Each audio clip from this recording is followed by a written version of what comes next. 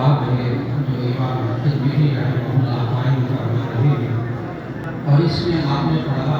کہ لباس کے بارے میں امام ترمذی رحمہ اللہ نے وہ احادیث نقل کی کہ جس سے ہم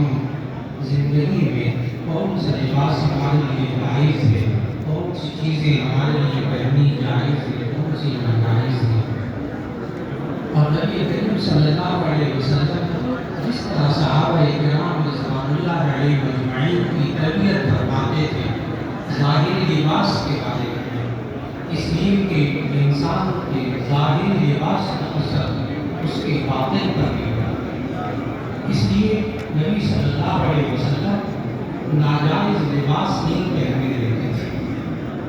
اس لیے کہ اللہ تعالیٰ نے سورۃ الاعراف کی آیت 26 میں ارشاد فرمایا لباس کے بارے میں، یا بنی آدم قد انزلنا علیکم لباسا یواری سوآتکم وریشا، اے بنی آدم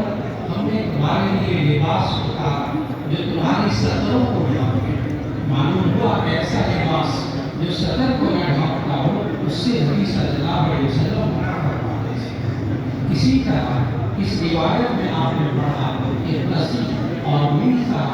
ان ریشمی کپڑوں کے استعمال سے بھی نبی صلی اللہ علیہ وسلم نے منع کروایا۔ ریشم کے کیڑے سے بنے ہوئے ریشم اصلی کو پہننے سے منع کروایا۔